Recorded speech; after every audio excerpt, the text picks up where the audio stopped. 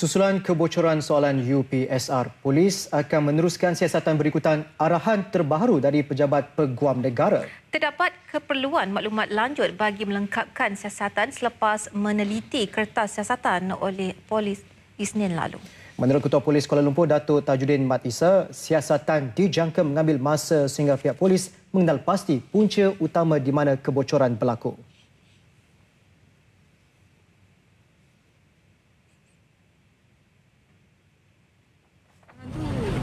Sebenarnya diorang ni atas ini sebahagian daripada siasatan kita lah, ya. Nak kata punca pun bukanlah, ya. Belum dapat dipastikannya. Oh, dah hantar minggu lepas? Minggu lepas kita dah hantar. Ya. Pulang balik? Pulang balik dengan beberapa arahan baru lah untuk kita lengkapkan. Ya.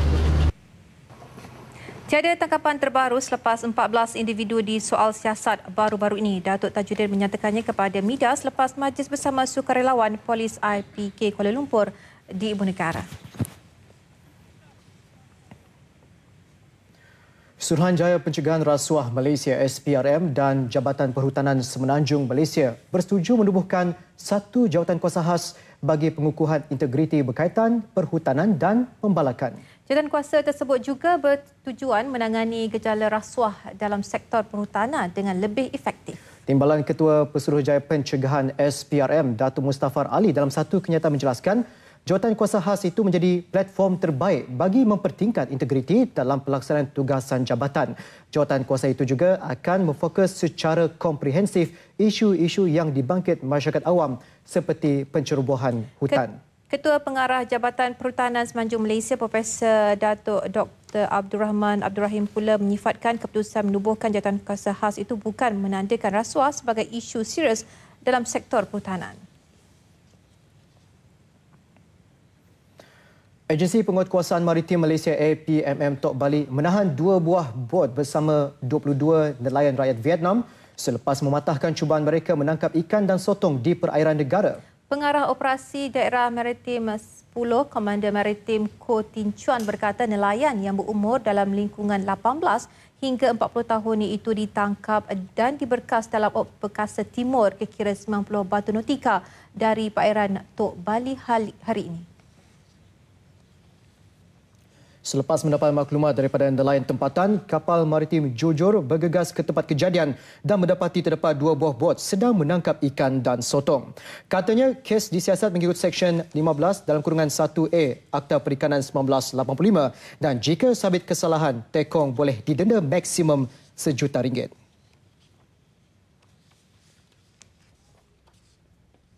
Okey, dan setiap kali kita keluar, kita akan cuba mengesan dan menahan apabila kita mendapati aktiviti yang mencurigakan. Terutama sekali kalau kita dapat hasil lautan, yang dibawa bersama dan kemungkinan besarnya semua hasil adalah daripada perairan Malaysia.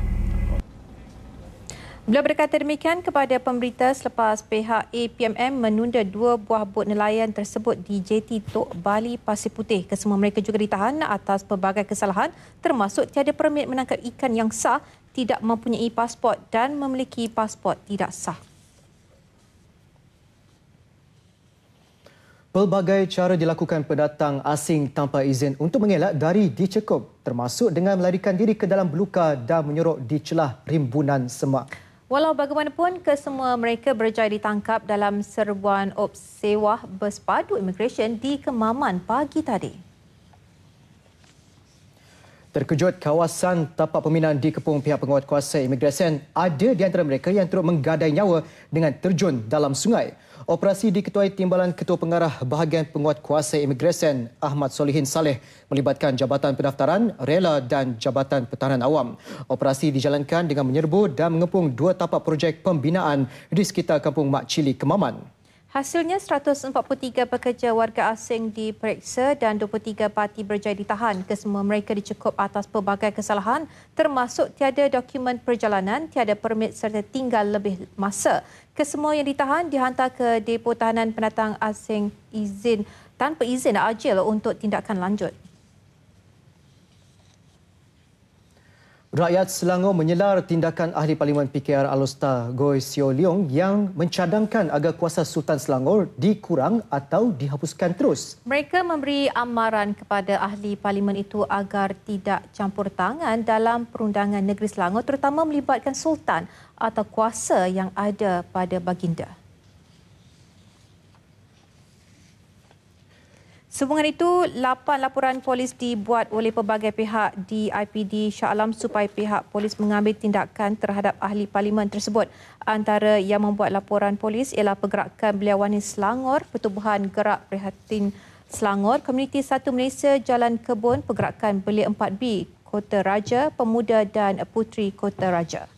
Berfikir 2 kali sebelum mengeluarkan kenyataan dan kami akan pastikan agar beliau dikenakan tindakan yang sekeras-kerasnya. Kami sebagai rakyat Selangor, kami menentang sekeras-kerasnya berkenaan artikel tersebut, apa yang diucapkan, sebab dia tak ada kena-mengena pun dengan negeri Selangor. Dia Ahli Parlimen Kedah, Alor Setar, tak ada kena-mengena dengan kemelut di negeri Selangor ni. Kenyataan Ahli Parlimen dilaporkan oleh satu portal yang mencadangkan kepada Menteri Besar Selangor Muhammad Azmin Ali agar kuasa Sultan Selangor dihadkan gara-gara krisis Menteri Besar Selangor.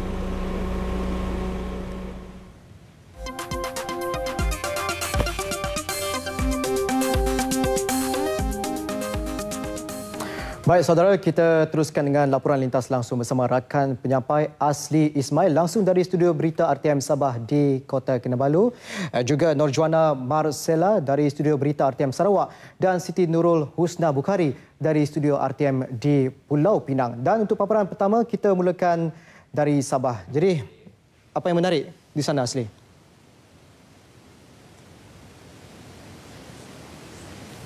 Terima kasih Kamal. Tidak dinafikan sumbangan wanita dalam membangunkan sektor ekonomi di negara ini sesuatu yang amat membanggakan. Penghasilan sesuatu produk dengan keunikannya yang tersendiri sememangnya mencabar, apatah lagi bagi seorang wanita. Aiskrim goreng mungkin bukan sesuatu yang asing, namun kreativiti wanita ini dalam menghasilkan produk yang sama dengan lebih berinovasi menjadi tarikan khusus. Wartawan Salih Zikri dan juru kamera Arnold Antang ada butirannya.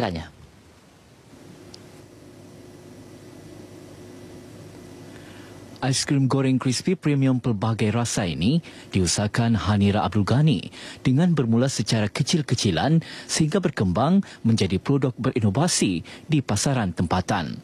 Produk ini diusahakan beliau sejak setahun yang lalu dengan dibantu 3 orang pembantunya. Berbeza dengan produk sedia ada, wanita ini gigih dalam menempatkan produk keluarannya di pasaran yang lebih luas sehingga memberikan pulangan yang lumayan kepada beliau. Saya ada sampai sehingga Semenanjung. Semenanjung diselia oleh adik saya.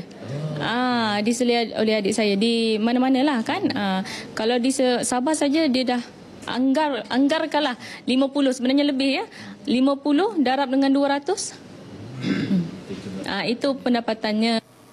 Usaha Nira ini turut mendapat sokongan suaminya yang sentiasa berada di belakang beliau selain diakui Majlis Amanah Rakyat Mara Sabah. Seperti apa yang saya nampak, apa yang dia buat dan rancang, insyaAllah mungkin kami akan lebih jauh.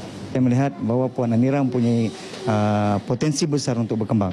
Dan beliau juga sekarang ini dalam proses untuk Mara membantu dari segi dana yang mana sekarang ini menunggu saja peruntukan daripada pihak Mara kerana kita menunggu kewangan sajalah. Kalau ada insyaAllah kita akan bantulah untuk membesarkan lagi kilang ini. Para pengedar dan pelanggan produk aiskrim ini turut mengakui penghasilan produknya yang memenuhi kehendak pasaran masa kini. Saya first time terjumpa ni dalam Facebook. Jadi saya pun first time juga dengar tahun lalu. Saya tidak tahu kewujudannya. Jadi memang kalau di Sabah ni pasarannya memang sangat luas lah. Jadi pengedar kan memang tidak rugi.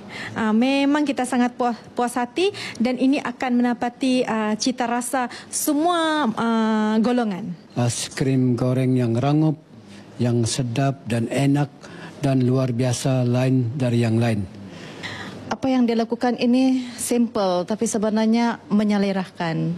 Bukan pada golongan budak-budak tapi seperti kita juga. Kegigihan, ketekunan dan usaha Puan Hanira Abdul Ghani harus menjadi contoh kepada pengusaha yang lain untuk lebih berjaya dan menjadi satu teladan yang baik untuk menjadi insan yang berjaya dan berdaya saing. Salih Cikri bersama juru kamera Arnold Antang untuk berita RTM.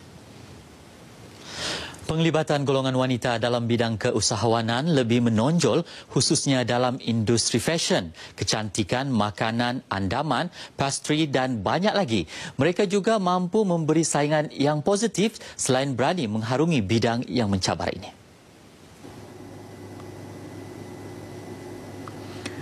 Usaha mereka itu juga membantu merealisasikan agenda pembangunan selaras dengan program transformasi negara. Dan ini sesuatu yang positif dalam usaha kita melahirkan lebih banyak usahawan khususnya daripada kaum wanita. Dan ini menampakkan persaingan ataupun peluang kepada kaum wanita untuk menceburi bidang ini sebenarnya terbuka luas. Kita sebagai perempuan, kita kena jalan seiring dengan lelaki. Betul kan? Sebenarnya projek bisnes ini kita husband and wife buat. Kita husband and wife buat. Jadi kita sama-sama mencari dan kita kena berani.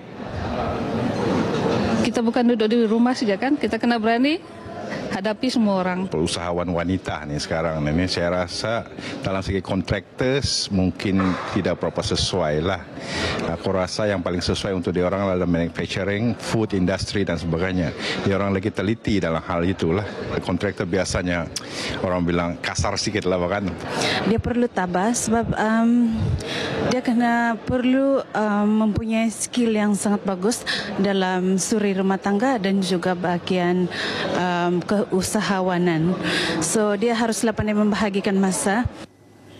Sokongan semua pihak kepada golongan wanita amat diperlukan khususnya dalam perkongsian pengalaman dan pengetahuan bagi menambah kemahiran mereka dalam mengendalikan perniagaan dengan lebih berkesan.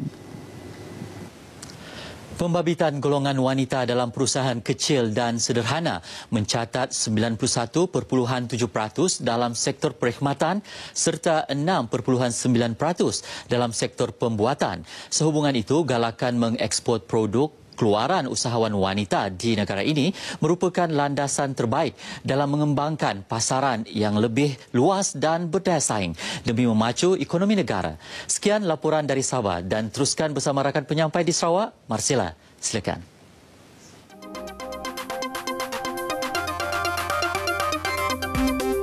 Terima kasih Asli di Kota Kinabalu. Assalamualaikum, salam sejahtera dan salam satu Malaysia. Kesihatan yang sempurna menjadi idaman semua. Namun, untuk mengekalkan kesihatan yang baik, ia memerlukan pengorbanan dalam diri individu selain perlu bekerjasama dengan pihak-pihak tertentu ke arah mewujudkan persekitaran yang sihat sebagai langkah untuk mengelak daripada sebarang penyakit yang berjangkit. Kesedaran dalam diri individu pula dilihat kepada setiap lakuan dalam mengawal diri, terutama mengelak daripada melakukan sesuatu yang boleh mengundang penyakit. Malah, kesedaran diri dalam mengamalkan disiplin hidup sihat ternyata membantu dalam menghindarkan diri daripada dihidapi sesuatu penyakit. Menyedari hakikat tersebut, hari ini hampir 2,000 masyarakat Bandaraya Kuching menghadiri program sambutan Hari Jantung Sedunia 2014 peringkat negeri Sarawak anjuran bersama Yayasan Jantung Sarawak dan Pusat Jantung Hospital Umum Sarawak di Taman Kuching, Majlis Bandaraya Kuching Selatan pagi tadi.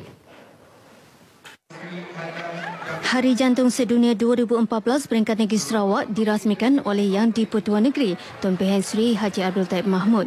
Turut hadir ke program tersebut isteri beliau Toh Puan Sri Ragat Kurdi Taib dan isteri Ketua Menteri Sarawak Puan Sri Datuk Hajah Jamilah Haji Anu selaku pengerusi penganjuran program tersebut. Program sambutan Hari Jantung Sedunia 2014 peringkat negeri Sarawak dianjurkan untuk meningkatkan kesedaran tentang kesihatan jantung dalam kalangan orang ramai. Dalam ucapannya, Tun Pehan Sri Haji Abdul Taib berkata, gaya hidup yang sihat melalui aktiviti fizikal seperti bersukan adalah penting bagi memastikan tahap kesihatan yang tinggi dalam kalangan rakyat. Tambahnya, walaupun ramai orang sibuk dengan pekerjaan masing-masing, aktiviti fizikal dan senaman tidak seharusnya diabaikan selain mengambil berat tentang cara pemakanan yang sihat. Beliau yang juga Presiden Yayasan Jantung Sarawak berharap agar orang awam khususnya golongan muda terus bergiat dalam aktiviti sihat selain mengambil kesempatan untuk menggunakan pelbagai kemudahan rekreasi yang disediakan oleh kerajaan.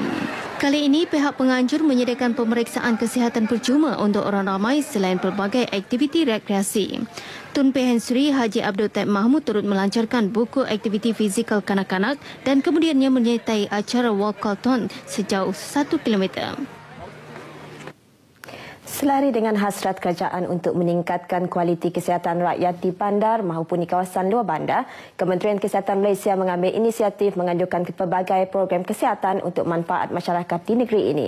Antaranya kem kesihatan Karnival Sihat Pelan Strategik Lautan Biru Kebangsaan NBOS 6 2014.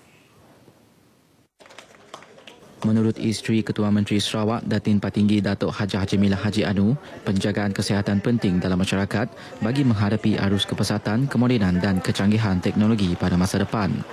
Beliau memberitahu rakyat yang sihat mampu melahirkan masyarakat yang aktif dan produktif dalam merealisasikan pembangunan dan kemajuan yang sedia ada agar lebih maju ke hadapan. Beliau berucap pada Majlis Penangguhan Rasmi Kem Kesihatan Karnival Sihat Pelan Strategik Lautan Biru Kebangsaan NBOS 6 2014 di Klinik Kesihatan Batu Kawah di Kuching. Beliau juga menyarankan agar saringan kesihatan perlu dilakukan sekurang-kurangnya setahun sekali bagi mengenal pasti sebarang masalah kesihatan yang dihadapi dan seterusnya mengambil inisiatif untuk mendapat pemeriksaan dan rawatan kesihatan. Kem Kesihatan Karnival Sihat Pelan Strategik Lautan Biru Kebangsaan NBOS 6 2014 juga memberi manfaat kepada masyarakat terutama dalam mencegah serta mendapat maklumat tentang rawatan awal sesuatu penyakit. Memberi banyak infak kepada mereka yang belum mengetahui setelah pergi melawat ke gerai-gerai ataupun bertanya dengan doktor, bertanya dengan nurse-nurse yang ada bertugas di sini. Dalam karnival tu ada faedahnya untuk datang orang ramai, untuk kita mengenal antara satu dengan lain, dengan staf-staf tidak medical tu nak. Tunang baguslah pandang makcik nang mun dapat tahun baru polah lagi. Saya pun ada buat pemeriksaan ni. Lepas tu anak pun ada buat. Datin Patinggi Dato' Jamilah menyeru masyarakat di negeri ini agar menitik beratkan kesihatan diri dengan menerapkan sikap peka terhadap informasi kesihatan agar penyakit dapat dicegah lebih awal. Walaupun kajian mendapati tahap pengetahuan masyarakat Malaysia berkaitan kesihatan semakin meningkat, terdapat jurang yang besar antara amalan dan pengetahuan mereka. Disebabkan perkara itu, prevalen penyakit akibat amalan merokok, pemakanan tidak sihat, kurang melakukan senaman dan tingkah laku berisiko telah meningkat. Adun Lambir Lipen Lamat berkata, kebanyakan rakyat Malaysia kini menghidapi pelbagai penyakit tidak berjangkit NCD seperti kencing manis, darah tinggi, kanser paru-paru dan penyakit jantung akibat gaya pemakanan atau gaya hidup yang tidak sihat. Katanya punca penyakit tersebut sebenarnya boleh dikawal dan diubah dengan mengamalkan gaya hidup dan pemakanan sihat, termasuk melakukan pemeriksaan secara berkala dan tepat. Beliau berucap merasmikan penutupan program Kem Kesihatan Aiwan Sihat 2014, anjuran Kementerian Kesihatan Malaysia di Sekolah Kebangsaan Senadin di Miri. Kem ini merupakan platform dan pendekatan terbaik dalam merealisasikan visi dan misi bersama, iaitu melahirkan masyarakat yang mengamalkan gaya hidup sihat terutama dalam menangani penyakit NCD yang kian menular. Pelbagai aktiviti diadakan sempena kem berkenaan, antaranya program rancangan integrasi murid untuk perpaduan, remove, saringan kesihatan, sukanika dan lain-lain. Kementerian Kesihatan Malaysia sentiasa berusaha menyediakan perkhidmatan kesihatan dan perubatan yang berkualiti tinggi untuk kesejahteraan masyarakat. Selari dengan usaha tersebut, setiap individu pula perlu berperanan untuk sama-sama membantu mencegah merebaknya sesuatu jenis penyakit selain sentiasa mengamalkan sikap yang positif dalam penjagaan kesihatan. Disiplin diri yang kukuh mampu mengelak berlakunya sebarang gangguan kesihatan yang memerlukan kos yang tinggi untuk merawatnya. Sama-samalah kita seiring sejalan untuk mencegah merebaknya sesuatu penyakit agar masyarakat yang sejahtera mampu menyumbang ke arah pembangunan negara. Dengan itu, sekian laporan berita dari Sarawak untuk Lintas Langsung Nasional 5 pada petang ini. Seterusnya kita kembali bersama Siti Nurul Husna di Pulau Pinang. Terima kasih rakan penyampai Marcella James di Sarawak. Dengar saja Borea, pastinya terbayang sekumpulan penyanyi berpakaian warna-warni di atas pentas. Tapi Borea sebenarnya merupakan sejenis teater musikal dan nyanyian yang amat popular di Pulau Mutiara. Mengikut tradisi asal, Borea dipersembahkan selama 30 minit, termasuk sketsa sebabak pada awal persembahan. Teater Borea dibawa ke Pulau Pinang oleh askar-askar India Selatan yang beragama Islam pada pertengahan abad ke-19. Borea diterjemahkan menerusi persembahan lakonan, puisi dan sebagainya yang menggambarkan sesuatu peristiwa untuk diceritakan pada umum. Pensyarah di Pusat Pengajian Seni Universiti Sains Malaysia USM Datuk Dr. Muhammad Kaus Nasruddin berkata, persembahan Borea menjadi saluran penting pada zaman dahulu untuk menyampaikan pelbagai mesej kepada masyarakat di samping menjadi medan dalam memperjuangkan hak asasi Melayu. Jika dahulu hikayat 1001 Malam, cerita-cerita Cina dan India menjadi tema, tetapi sekarang tema yang paling popular ialah isu-isu kemasyarakatan dan kritikan sosial. Bagaimanapun, Borea kini semakin hari semakin tenggelam walaupun ia sebenarnya merupakan persembahan dan budaya tradisi masyarakat negeri ini. Jika ada pun kurang mendapat tempat. Menyedari hakikat itu, seorang penggiat Borea, Omar Hashim, menubuhkan sebuah kumpulan Borea yang diberi nama Borea Omara. Menurut Omara, Borea kini kurang diminati. Bimbang tiada pelapis pada masa akan datang, beliau mengambil inisiatif menubuhkan pasukan itu yang kini mempunyai 15 ahli termasuk tukang karang dan pelakon sketsa. Bukan keuntungan atau populariti yang dicari, namun kerana sayangkan budaya, warisan dan seni Borea yang pernah menjadi kemegahan negeri ini suatu masa dahulu, Omara memberanikan diri. Kita Borea ni kita boleh dapatkan pelapis-pelapis baru macam apa yang saya buat. Kalau kami orang-orang yang dah dewasa ni, kalau kami tak menjaga seni warisan Borea ni, bermakna Borea tu akan hilang begitu aja. Jadi saya ambil pelapis-pelapis baru. Kumpulan Borea Omara bukan sahaja mengadakan persembahan di Pulau Pinang, namun di lain-lain negeri juga. Selain kerap membuat persembahan di Kuala Lumpur berdasarkan jemput. Tapi sejak-sejak ni Borea Omara lebih aktif dan saya sangat berbanggalah sebab saya merupakan pelapis yang baru dan pelajar-pelajar saya juga adalah semuanya golongan remaja yang muda-muda. Memang setiap kali kita buat persembahan, buat masa ni tidak ada lagi sebarang masalah dan semua penganjur sangat berpuas hatilah dengan. Borea diibaratkan sebagai sebuah kapal mempunyai nahkoda yang dikenali sebagai tukang karang. Persembahan Borea tidak lengkap tanpa kehadiran sela atau penyanyi latar. Bagi penduduk Pulau Pinang, harapan mereka agar Borea dipelihara dan tidak pupus di telan zaman. Kalau boleh tu biar kita adakan majlis-majlis untuk Borea ni lah, sebab orang muda kan kadang-kadang dia tak tahu kan, dia tak kenal macam mana Borea semua. Ada setengah kalau macam Penang memang kenal lah kan, kalau kata dekat negeri-negeri lain maybe tak tahu lagi. Dan patutnya ditonjolkan lebih lah kan. Lani pun dah pupus kan, dah tak banyak ada persembahan Borea, dan sepatutnya di event-event untuk pelancongan patutnya diutamakan Borea dulu kan. Oh, bagus. Narik pakaian dia warna-warni. Persembahan dia pun bagus, tarian dia pun elok. Bagus. Memang daripada dulu lagi. Tapi sekarang dah duduk semakin nak pupus lah kan. Tapi patut kita pulih kembali lah. Tak nak dengar lah. Dalam TV pun jarang dengar lah sekarang kan. Sekian dahulu bahan dari Pulau Mutiara. Kembali kepada rakan penyampai Miza dan Kamal di Studio 3 Angkasa Puri. Setiap perancangan yang dilakukan bukan hanya untuk kepentingan satu negeri sendiri, namun untuk membangunkan ekonomi di kawasan utara Semenanjung. Perancangan yang dilakukan sekiranya untuk hanya pasaran negeri saja, projek tersebut tidak menunjukkan daya maju. Menteri Besar Kedah Datuk Seri Mukris Mahathir berkata pendekatan yang dilakukan pihaknya adalah setiap perancangan yang dilakukan pasti untuk memberi manfaat kepada negeri-negeri berhampiran. Ujar beliau mengenai kritikan yang diberikan, beliau tidak menghiraukan kritikan yang tidak membina. Beliau mengulas mengenai cadangan pembinaan Taman Sains dan Teknologi serta pembinaan lapangan terbang antarabangsa Kulim. Selain dari memberi peluang pekerjaan, ia juga mampu meningkatkan ekonomi di negeri yang berhampiran.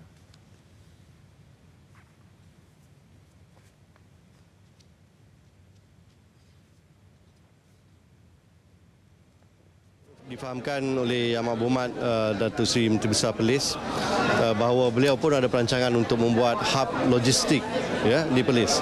Jadi bayangkanlah kalau boleh digandingkan kedua-dua ini, tentunya Taman Sains dan Teknologi di Kedah itu memerlukan perkhidmatan logistik. Dan kalau itu yang ditawarkan oleh Perlis, saya kira apa masalahnya kalau kita boleh kita boleh bekerjasama dalam hal ini dan memberi manfaat kepada kedua-dua pihak. Beliau ditemui pemberita selepas merasmikan mesyuarat perwakilan UMNO bahagian Kangar Perlis. Turut sama Menteri Besar Perlis yang juga Ketua UMNO bahagian Kangar Datuk Seri Azlan Man serta Menteri di Jabatan Perdana Menteri Datuk Seri Dr. Syahidan Kasim.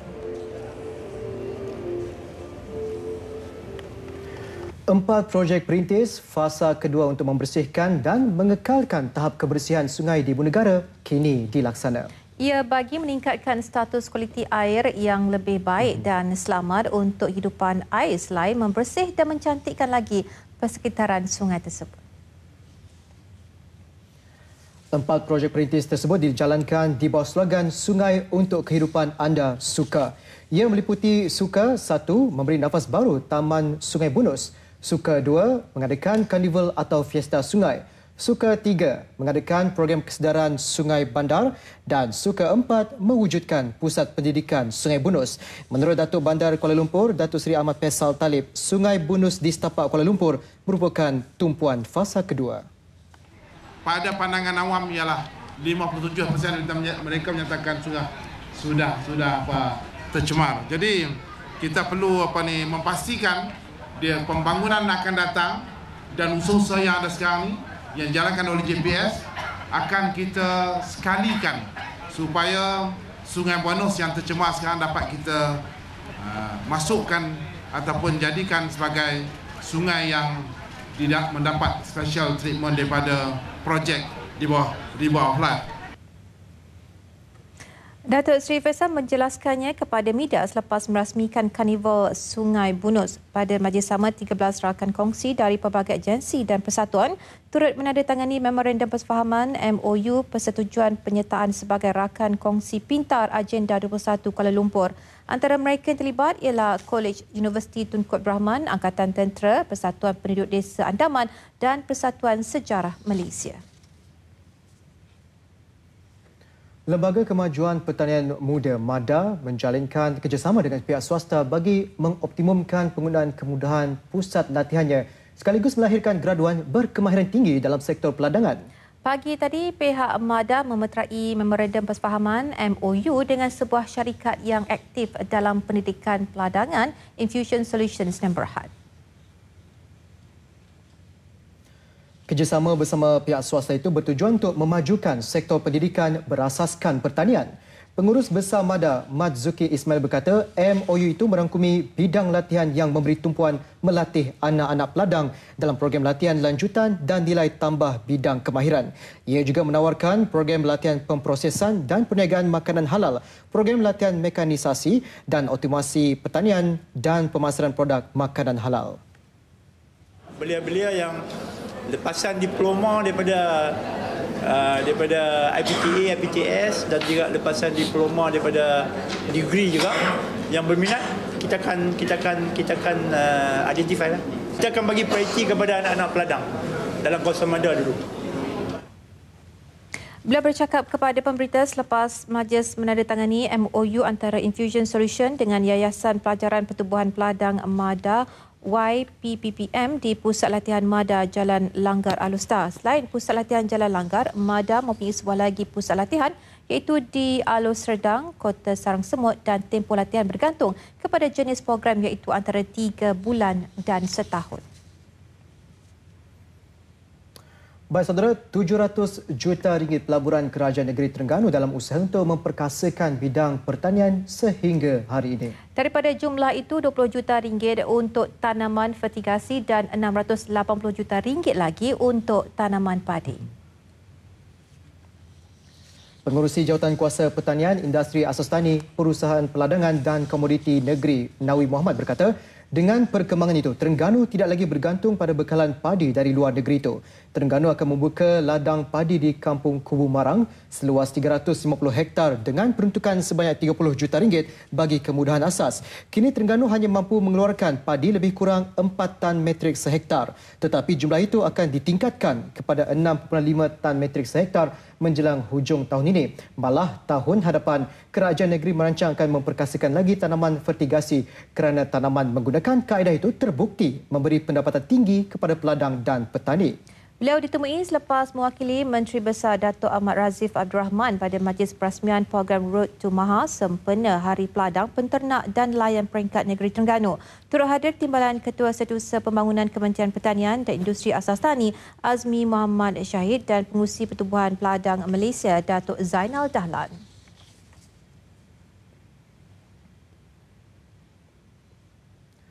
Lembaga Perindustrian Nenas Malaysia LPNM sedang mempergiatkan program Sifar Sisa Nenas dalam usaha meningkatkan pendapatan pengusaha tanaman serta industri tersebut.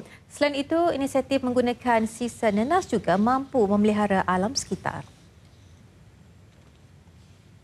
Pengerusi LPKN Datuk Samsul Bari Jamali berkata, sebelum ini nenas sebagai sumber utama kepada pengusaha, namun kini sulur dan daun nenas boleh dijadikan sebagai benih dan makanan ternakan haiwan. Apabila kita dah tanam pokok buah kita dah ambil, sulur kita dah ambil, lepas tu kita kena bakar. Dan kita tak dapat apa-apa. Jadi sekarang ni, kalau kita jual boleh buahnya kita boleh jual, sulurnya kita boleh jual dan daunnya pun kita boleh jual, sampaikan ke akar-akarnya pun kita boleh usahakan.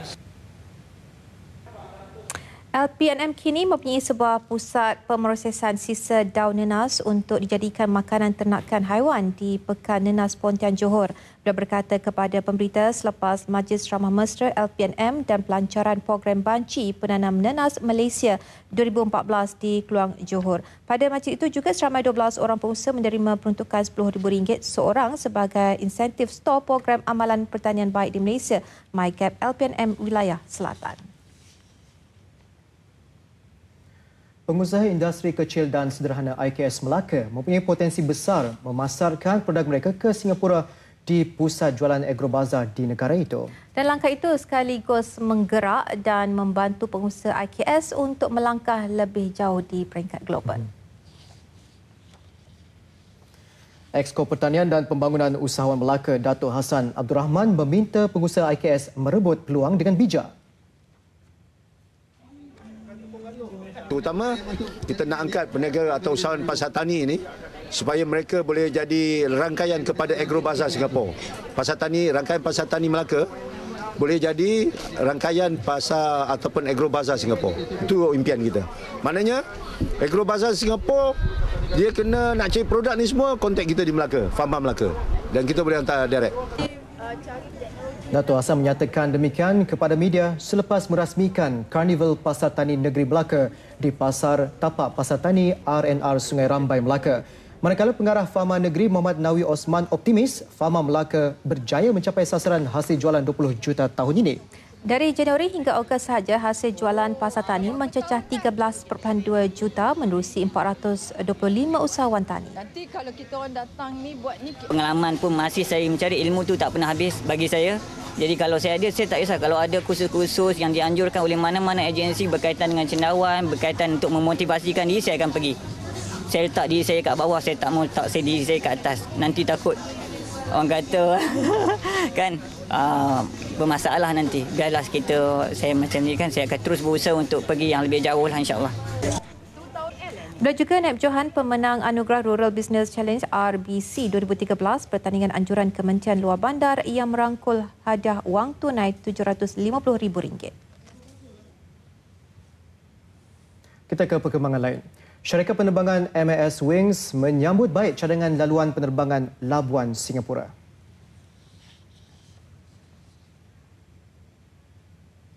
Ketua Pegawai Eksekutifnya, Kapten Rizwan Rashid berkata, bagaimanapun cadangan tersebut tidak dapat dilaksanakan buat masa ini memandangkan syarikat itu kini hanya memiliki pesawat ringan. In terms of range, we will have to actually grow later on to have the correct aeroplane type in order to do that range of flight. Beliau berkata demikian dalam sidang media pada Majlis Pelancaran MAS Wings Travel Fair Roadshow di Labuan mengenai jerayawara itu. MAS Wings menawarkan tambang penerbangan semurah RM88 sahaja bagi meraihkan 8.8 juta penumpang menggunakan perkhidmatan syarikat itu sejak 2007. Dengan tema Like Never Before, promosi ini ditawarkan sehingga hujung Disember ini bagi tempoh penerbangan dari September 2014 hingga Mac 2015. Orang ramai di sekitar Kelantan dinasihatkan tidak bermain layang-layang berhampiran dengan kawasan pesawat ringan mendarat kerana ia dikhawatiri akan mengundang risiko kemalangan. Justru itu, syarikat pengangkutan helikopter pesisir pantai terkemuka Asia Westa Aviation Services yang berhad bersama pemain industri minyak dan gas terkemuka HES, Talisman Malaysia Limited dan Petrofac melancarkan kempen kesedaran keselamatan awal bulan Selamat Sokmo. Menurut Pengurus Operasi Dalam Negeri Westa Aviation Services yang berhad, Datuk Jamil Osman, kempen yang dilancarkan sepanjang tahun ini dilaksanakan bagi meningkatkan kesedaran dan pendedahan kepada masyarakat mengenai risiko yang timbul ekoran aktiviti permainan layang-layang berhampiran kawasan larangan. Jelasnya, selain itu, kempen turut diadakan berdasarkan beberapa insiden yang hampir mengakibatkan kemalangan dilaporkan pada awal tahun ini, di mana tali waw bulan telah ditemui tersangkut pada rotor helikopter. Tambah beliau, Filipina dan beberapa negara pernah mengalami peristiwa hitam pesawat terhempas akibat permainan tersebut. Katanya kempen keselamatan ini merangkumi satu inisiatif informatif tidak hanya untuk kanak-kanak sekolah, malah melibatkan penduduk kampung di kawasan sekitar daerah Kota Baru. Beliau berharap usaha yang dilaksanakan ini dapat mengurangkan risiko insiden seperti yang berlaku di beberapa negara sebelum ini.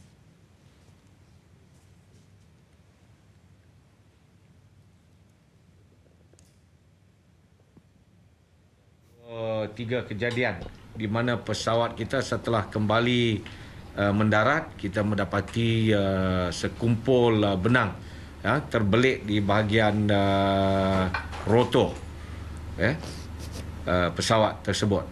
Jadi kita bernasib baik ia tidak mengakibatkan kepada sesuatu yang lebih kejadian yang lebih buruk.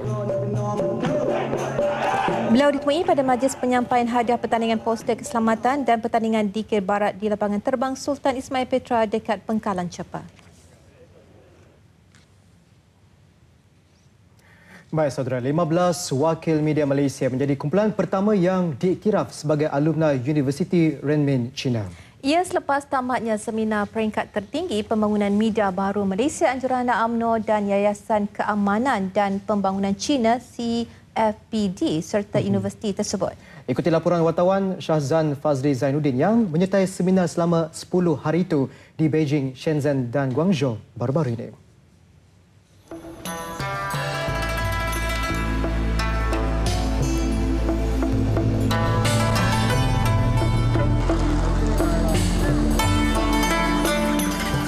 Delegasi Malaysia disertai RTM, Pertubuhan Berita Nasional bernama serta lain-lain agensi media.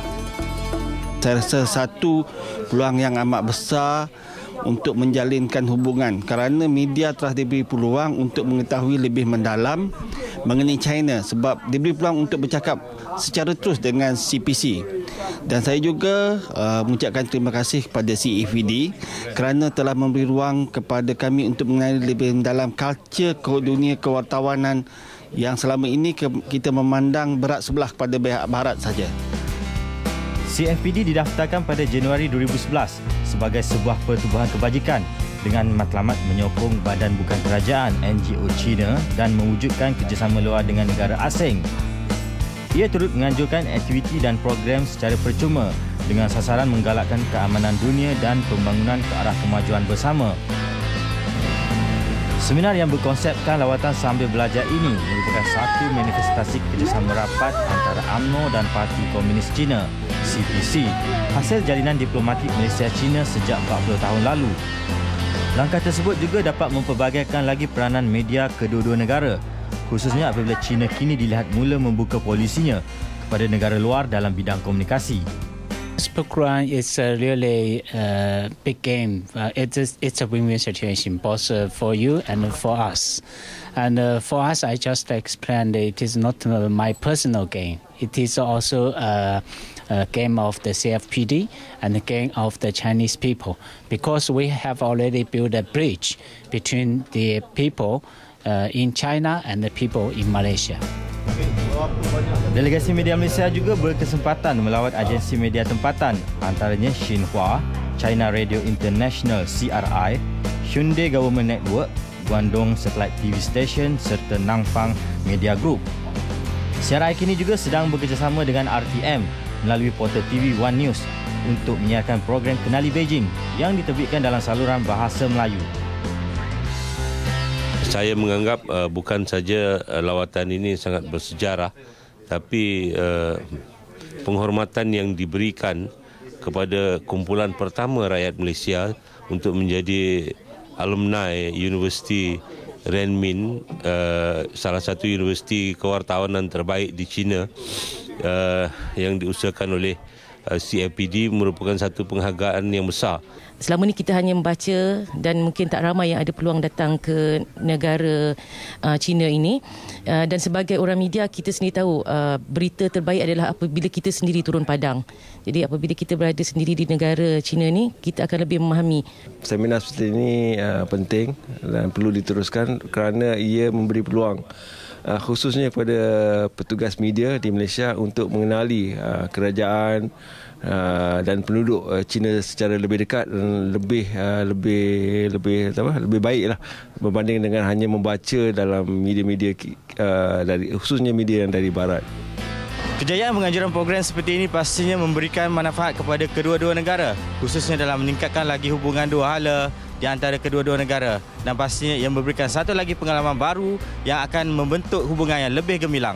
Laporan Sazan Fazli Zainuddin bersama juru kamera Barin Mak Shah dari Guangzhou, China untuk TV1. Baik saudara, mengisi masa lapang pada cuti hujung minggu dengan menyertai sirkit pancing Putrajaya membawa tuah kepada seorang pesara, Burhanuddin Muhammad Saleh. Beliau berjaya menaikkan ikan termoles seberat 7.625 kg sekaligus bergelar juara dengan membawa pulang wang tunai RM7,000. Pancing Putrajaya siri ketiga berlangsung sempena sambutan Hari Kemerdekaan dan Hari Malaysia. Hampir 3,000 peserta menyertai acara yang berlangsung dari jam 7.30 pagi hingga 12.30 tengah hari. Banyak kali dah ikut ni. Tapi hadiah sikit-sikit.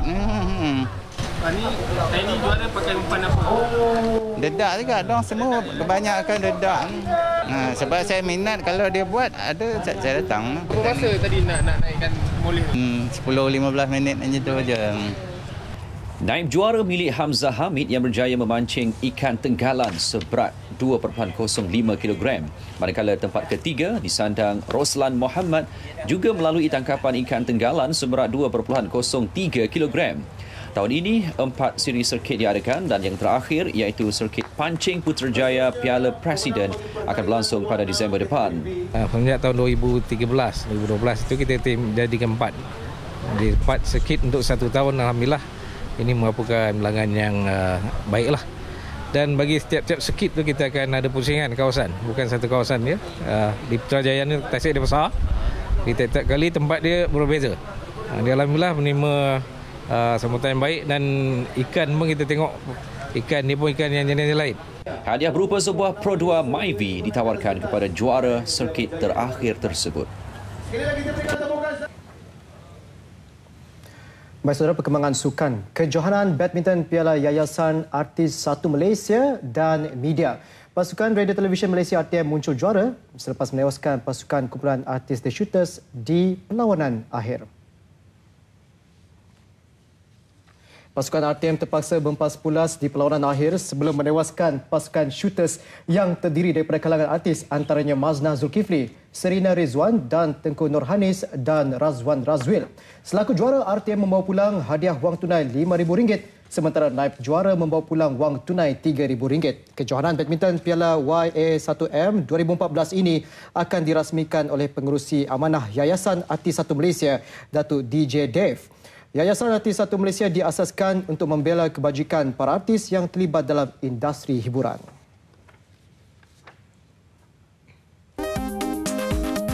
Gerakan besar-besaran buruh Kumpulan Pertubuhan Harap.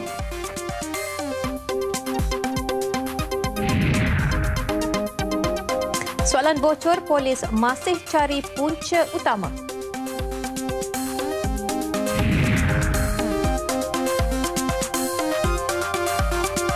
SPRM, Jabatan Perhutanan Tubuh Jawatankuasa khas, kukuh integriti.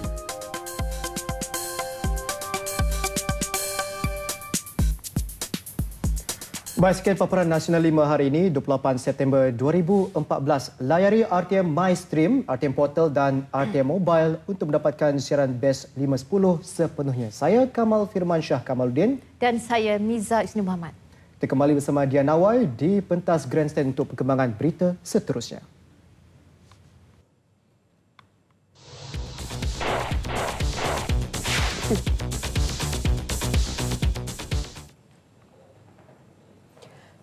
Bersua kembali bersama saya Dian Nawai dalam Best 5-10 edisi 6 petang. Antara paparan jam ini.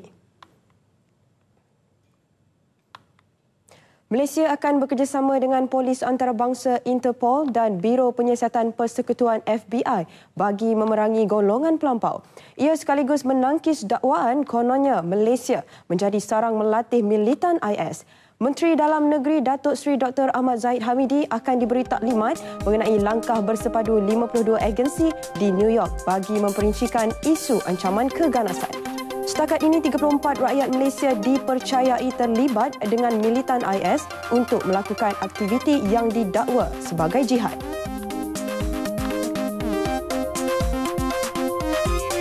Penganjuran kali ke-14 KL Tower International Jam Malaysia 2014, acara sukan berprestij dan ekstrim memeriahkan Tahun Melawat Malaysia 2014. Bertemakan Eat, Sleep, Base Jam Repeat, ia disertai lebih 100 penerjun antarabangsa. Terjunan base merupakan sukan ekstrim yang melibatkan penggunaan payung terjun untuk membuat lompatan dari tempat tinggi seperti bangunan, antena dan jambatan. Acara ini bermula 26 September hingga esok, manakala terjunan malam ini bakal berakhir 10 malam.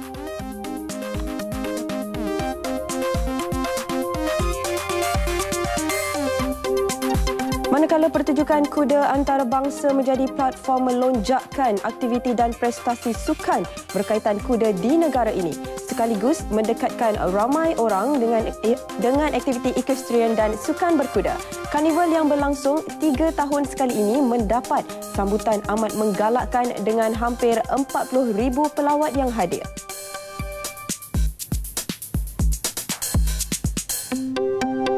Perkembangan luar negara susulan letusan gunung berapi Ontake Jepun, lebih 30,000 dikhawatiri maut selepas lebih 500 askar dan polis digerakkan bagi mencari dan menyelamat di kawasan berhampiran puncak. Mereka merupakan pendaki yang bermalam di atas gunung setinggi 3,067 meter itu. Dalam insiden itu, beratus orang terperangkap selama beberapa jam. Gunung berapi itu meletus secara tiba-tiba semalam dengan membawa debu berpuluh-puluh kilometer ke kawasan sekitarnya.